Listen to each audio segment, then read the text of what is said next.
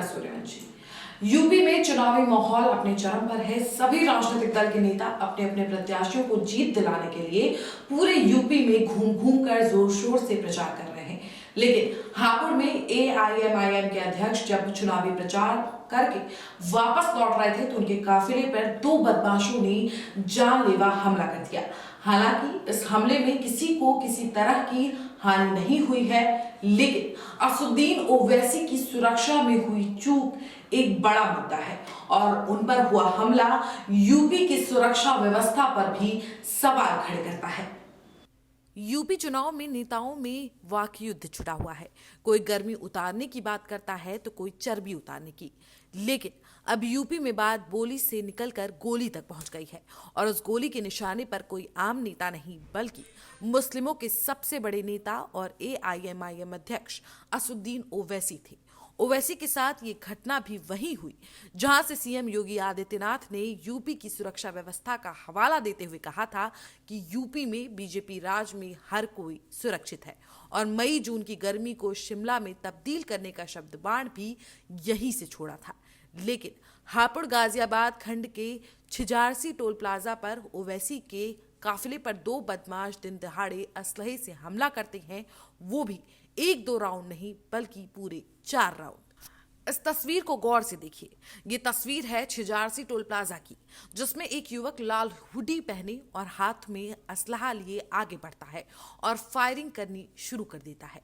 हालांकि युवक के फायरिंग करते ही गाड़ी तेजी से आगे बढ़ती है और फायरिंग करने वाला युवक गाड़ी की चपेट में आ जाता है।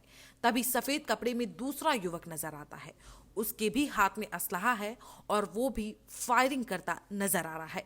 हालांकि इस हमले में असुद्दीन ओवैसी बाल बाल बच गए हैं। वहीं ओवैसी ने अपने ऊपर हुए हमले की जांच कराने की मांग की है। यात्रा हो गई, हमने मीडिया से आपके जिम्मेदार थे बात की और फिर वहाँ से हम किठौर गए। किठौर से हम मेरे ख्याल से हमने 3 बजे से 3:45-3:50 तक हमने वहाँ पर पैदल दौरा किया। फिर हमारे नुमान रोफिल साहब के घर में हम गए, वहाँ पर थोड़ा बहुत लंच का चाय का इंतज़ाम था, करके नमाज़ पढ़े और वहाँ दिल्ली आने के लिए जब हम इस पिलखुवा के पास जो टोल गेट है वहाँ पर हम पहुँचे, हमारे साथ 4 गाड़ियाँ थी। हमारी गाड़ी के सामने हाजी साहब की टाटा सफारी थी जो पीछे आपके, और हमारी गाड़ी के पीछे और 2 फॉर्च्यूनर थे। तो जैसा हम टोल गेट के करीब गाड़ी स्लो हो जाती है, बैरिकेड होता है, तो एक बड़ी धाम से आवाज़ आई।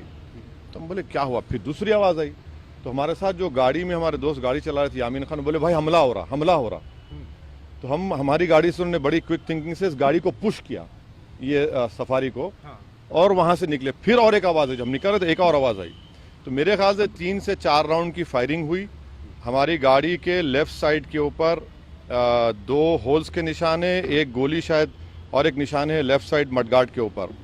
हम जब गाड़ी से आगे बढ़े तो हमारा, क्योंकि हमारी गाड़ी से गाड़ी को हमने पुश किया, मारा, राइट साइड का टायर पंक्चर हो गया। फिर वहाँ एक फ्लाईओवर है, वहाँ पर गाड़ी रोककर हम इस गाड़ी में बैठ गए और दिल्ली को आगे, क्योंकि हमको लगा कि रेकी कर रहे थे, फॉलो कर रहे थे हमको।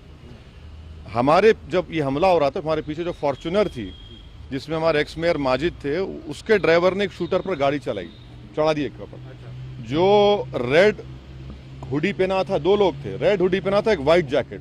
तो जो रेड हुडी पहना हुआ था उसके ऊपर गाड़ी चलाई, उसके पैर पर चलाई, वो गिरा। तो जो व्हाइट जैकेट पहना था वो उल्टा उन 2 फॉर्च्यूनर पे गोली चलाया। तो अब हमारी थोड़ी देर पहले एडिशनल एसपी वहाँ से जो है जिम्मेदार, उनसे बात की। उन्होंने कहा कि हाँ सर, आर्म्स जो इस्तेमाल है वो भी मिला, हथियार भी मिला और एक शूटर पकड़ा भी गया। तो हमारी इलेक्शन कमीशन ऑफ इंडिया से ये गुजारिश है कि इसकी इंडिपेंडेंट जाँच करवाई जाए और ये कौन है लोग, किसका दिमाग है इसके पीछे, और आखिर क्यों ये हमला हुआ, किसने ये कॉन्स्पिरेसी की, ये जानना बेहद ज़रूरी है। सुनिए, और हम स्टेट गवर्नमेंट और मोदी गवर्नमेंट दोनों से ये कह रहे हैं कि ये इनकी जिम्मेदारी है कि वो इंडिपेंडेंट जांच करवाएं और इसके पीछे दिमाग किसका है। आखिर ऐसे कैसे हो सकता है कि टोल गेट के ऊपर ये लोग 4-4 राउंड फायरिंग एक सिटिंग एमपी के ऊपर करते हैं। हम तो अल्हम्दुलिल्लाह कुछ नहीं हुआ, हमको खैरियत से हैं, मगर अल्लाह बचाना जब चाहता है तो कोई कुछ नहीं कर सकता। हापुड़ में हुई इस घटना की जानकारी जैसे ही यूपी पुलिस को मिली, पुलिस एक्शन मोड में आ गई और तुरंत ओवैसी के काफिले पर हमला करने वाले दोनों युवकों को गिरफ्तार भी कर लिया है। असुद्दीन ओवैसी पर जानलेवा हमला करने वाले युवक पर पहले ही 307 का मुकदमा चल रहा है। ये दोनों युवक असुद्दीन ओवैसी को क्यों मारना चाहते थे ये तो अब तक नहीं पता चल पाया है, लेकिन जिस तरीके से इन्होंने हमला किया उसका इरादा एकदम साफ था। हालांकि यूपी पुलिस के हत्थे चढ़े युवकों से पुलिस पूछताछ कर रही है।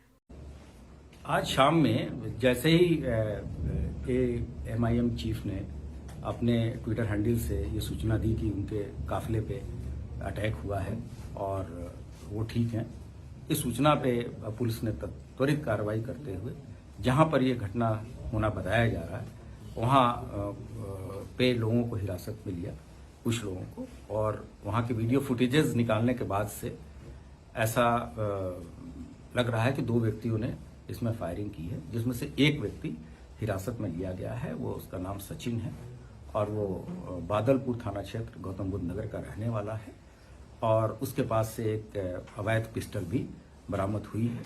उससे विस्तृत पूछताछ चल रही है तथा उसके अतिरिक्त और कौन कौन लोग हैं उसके द्वारा जो सूचना दी जा रही है उसको डेवलप करके और बहुत शीघ्र ही हम लोग इस पूरे केस का पर्दाफाश करेंगे कि अटैक का क्या कारण था। लेकिन सबसे संतोष की बात यह है कि पुलिस की जो क्विक रिएक्शन के कारण एक व्यक्ति हिरासत में लिया गया है और वो वीडियो फुटेज से स्पष्ट है कि वो उस घटना में शामिल है और उसके दूसरे साथी की भी तलाश की जा रही है। घटना की वजह क्या निकल के आई अभी तक? फायरिंग की गई? अभी मौके पे हमारे वहां के मेरठ के IG मौजूद हैं, विस्तृत पूछताछ की जा रही है।